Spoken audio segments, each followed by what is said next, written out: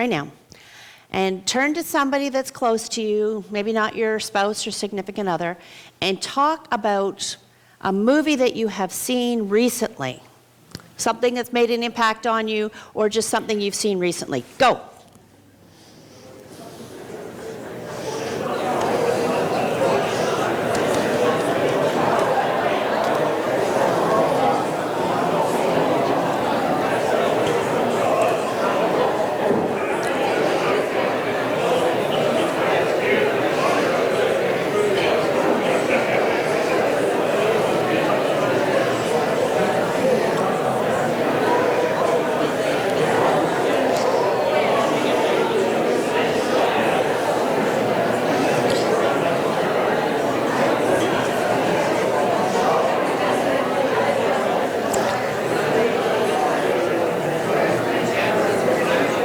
Okay, we're going to come.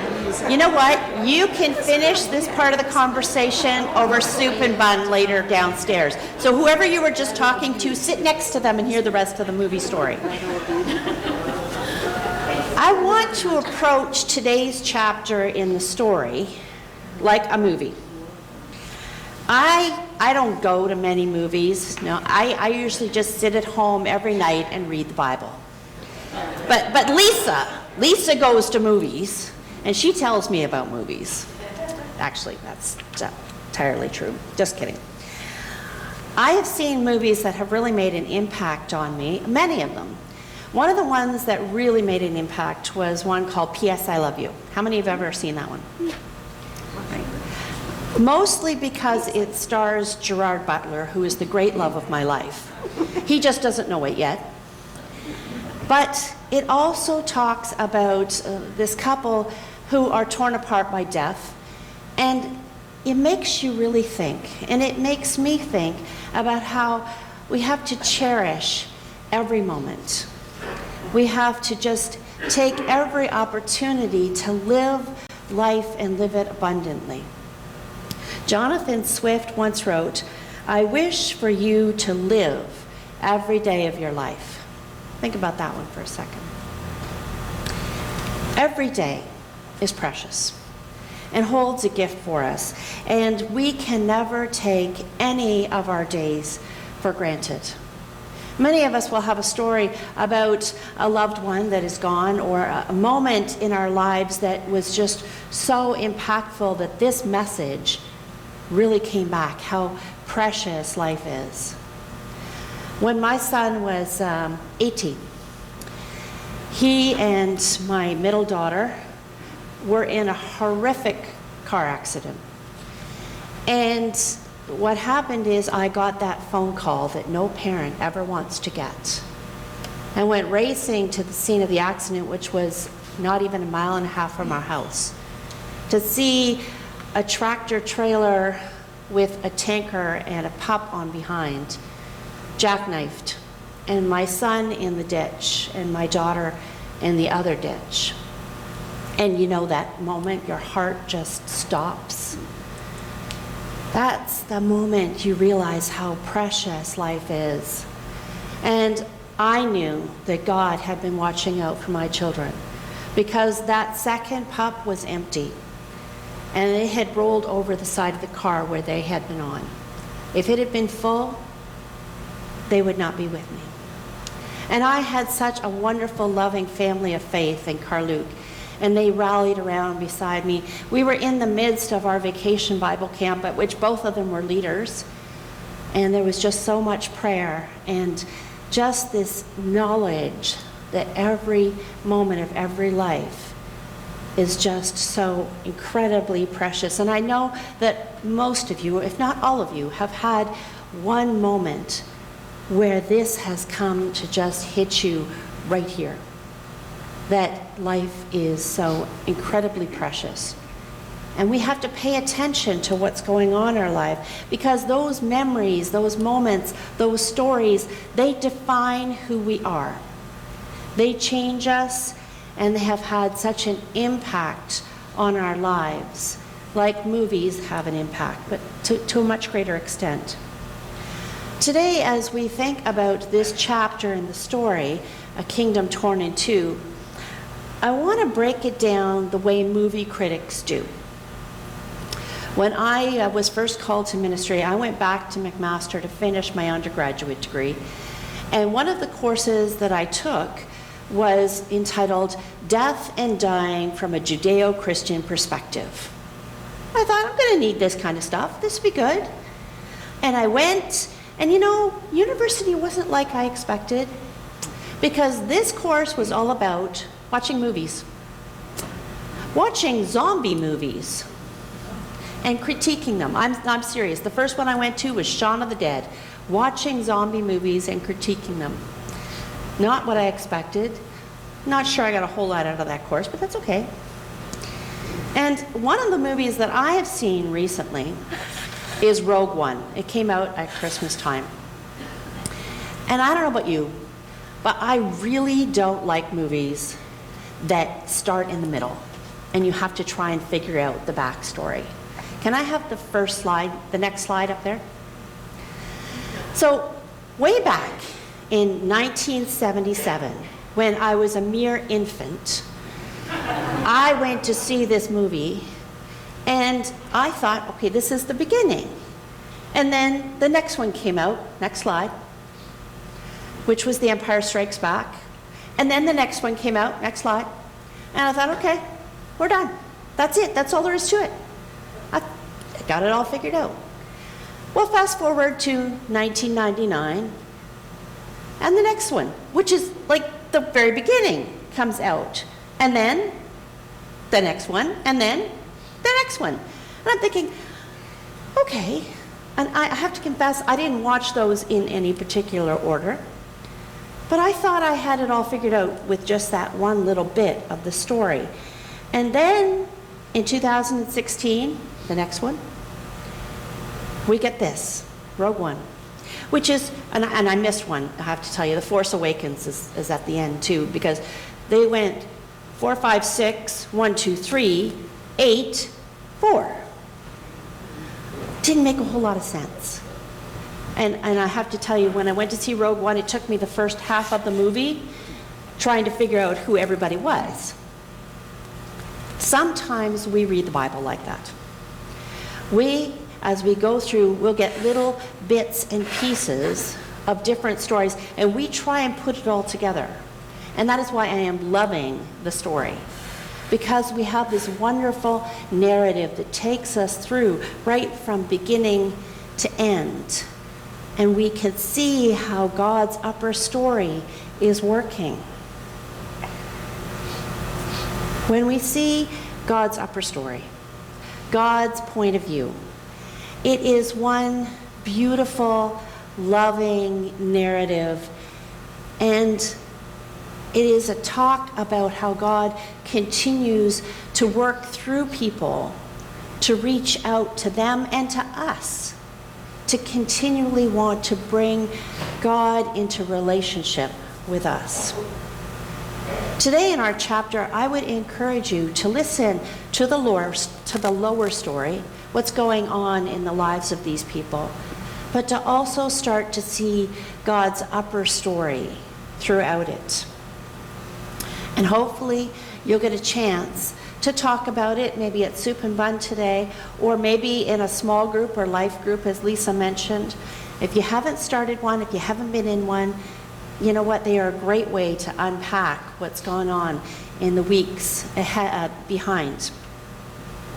So, here we are. Let's look at this chapter as if we are movie critics.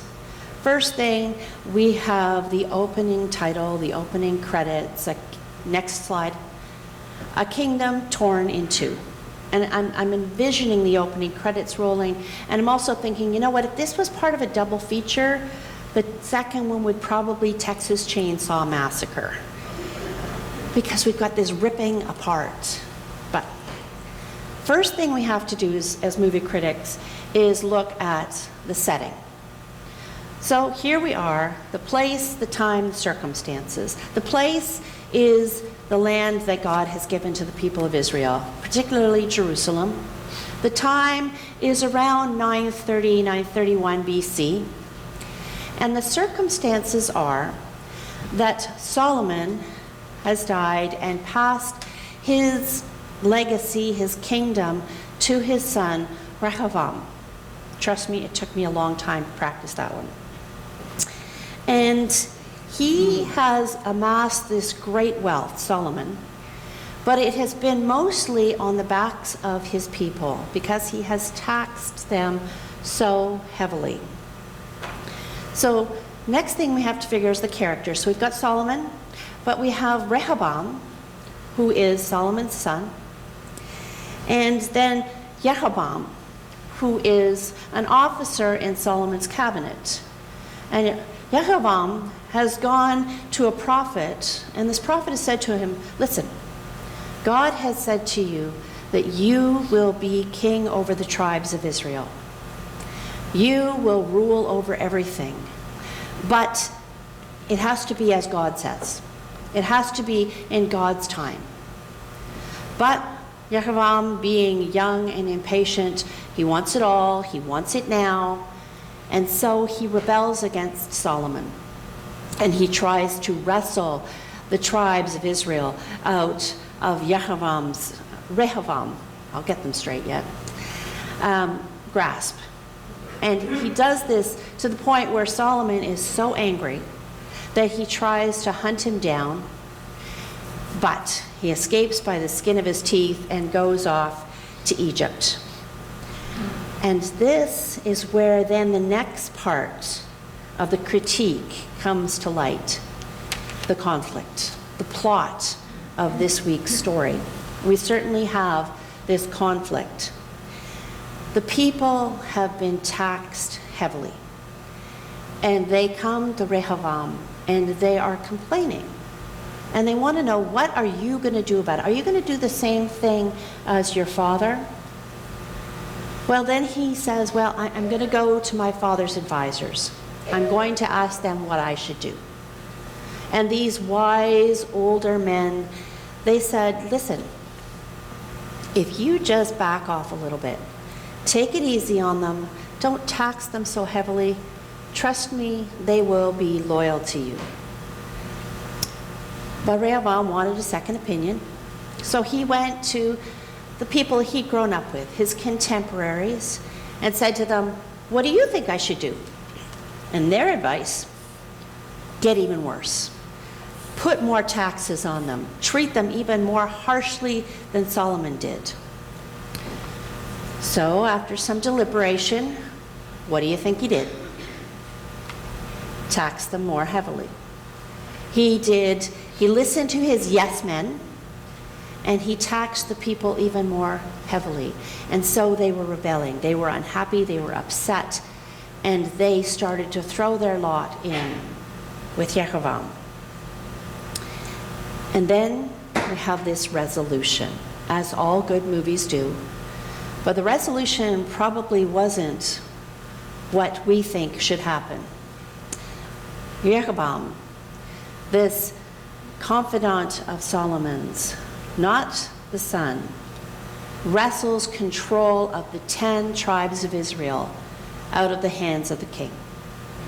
He divides the kingdom in two. There are only 2 tribes left with Rehoboam, the tribe of Judah and the tribe of Benjamin, which control Jerusalem. The once mighty nation of Israel is fractured and it's fragmented and it is extremely fragile. And at first you would think that this came about through Rehoboam's poor choices. But then you would only have the lower story perspective. In reality, it was Solomon's decisions years earlier that had brought about this division. It wasn't necessarily Rehoboam's fault that he was in this situation, but it was the fault of his father.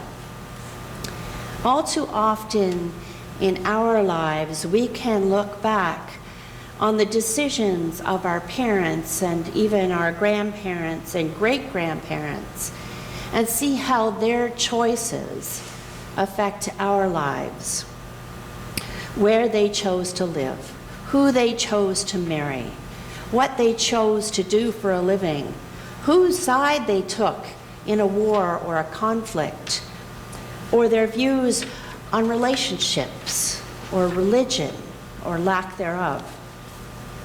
There is this ripple effect down through the generations, and sometimes we actually have to take a step back to see the big picture, to see how all the decisions that were made have affected our behaviors, have affected how we act or react in certain situations. Then we start to figure out our behaviors in light of that. Or maybe it's after several years of intensive therapy. My son Bob is very fond of telling me that I will be the one paying his steep therapy bills. We think that our behaviors are predicated on what happened before. And we begin to see our stories, if we take a step back, in light of the bigger stories.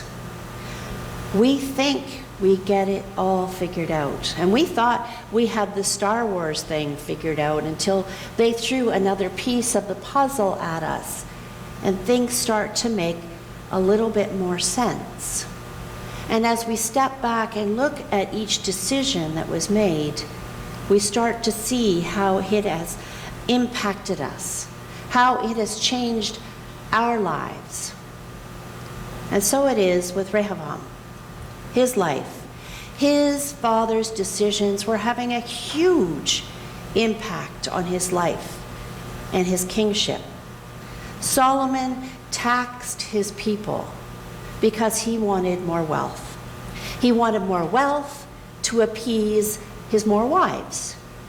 And these wives led him away from God. They got him into hot water, like we talked about last week. I want to read to you from the story at the moment that we find this decision is going to impact him. The Lord became angry with Solomon because his heart had turned away from the Lord, the God of Israel, who had appeared to him twice. Though he had forbidden Solomon to follow other gods, Solomon did not keep the Lord's command. So the Lord said to Solomon, here it is, since this is your attitude, and you have not kept my covenant and my decrees which I commanded you, I will most certainly tear the kingdom away from you and give it to one of your subordinates.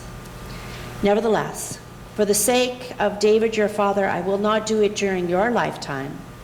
I will tear it out of the hand of your son. Yet I will not tear the whole kingdom from him, but will give him one tribe for the sake of my servant and for the sake of Jerusalem, which I have chosen. We hear this, and we recognize that this is why Rehoboam will not have the whole kingdom. It wasn't until after Solomon had exited the picture that we start to see the ripples going down to the next generation, and as we'll see in the next few weeks, the next and the next and the next generation. It was this promise that God had made to Solomon. And we know that God always keeps his promises. This vow to rip the kingdom out of his son's hands is how we got to where we are now. And so we come to the last thing that critics have to think about when they critique a movie: the theme. And the theme is that God always has a plan. God ultimately has a plan for Israel, for Solomon, for Rehoboam, for us. And no matter how much the tribe of Israel tried to screw it up, God's plan would be intact. God's upper story would always be what formed everything. Through the tribe of Israel, through the tribe of David, even just the remnants of this tribe, God will make a difference. God will effect his reconciliation with the tribe of Israel and ultimately with us. Through the tribe of David, through the house and line of David, we are given Jesus Christ, the Messiah, the one who will ultimately reconcile us to God, the one who will bring us back into a perfect union with God. This tribe, the remnants, the tattered bits, the fragile, the weak, the fragmented, the broken, will be what point us to God's power, to God's might, to God's plan, will point us to God's Son, the redemption for Israel and the redemption for us. We have seen time and time again that God uses the broken, the fragile, the weak, the unlikely to point us to his might, to point us to his plan. The decisions that were made by Solomon and by Rehoboam, they were not to showcase their glory, but to show us God's glory, to showcase God's upper story. God knew how this would turn out in his upper story. Solomon's decisions affected his life, and they affected his son's life and his grandson's life, and indeed the lives of the people of Israel. In fact, it affects our lives, because that weakened state of Israel, the tribe of David, is what will save us. In our lower stories, the decisions we make affect our lives. But if we're being truly honest here, they affect the lives of our children and our grandchildren. And as we look at our lives, we can choose to place the blame elsewhere. We can say, not me, not me. It's their fault. It's my parents' fault. It's my grandparents' fault. We can choose to cast the blame on them, or we can choose to own our own mistakes and turn back to the one that offers forgiveness for every single last one of those mistakes. If you have been impacted by the decisions of someone in your past, a parent, a grandparent, someone else of influence, you can choose to hang on to the decisions that were made. You could choose to hang on to the hurts of the past. You can choose to let them embitter you, to stunt your spiritual and mental maturity. You can choose to point back to them. It's their fault. They are why I do what I do. They are why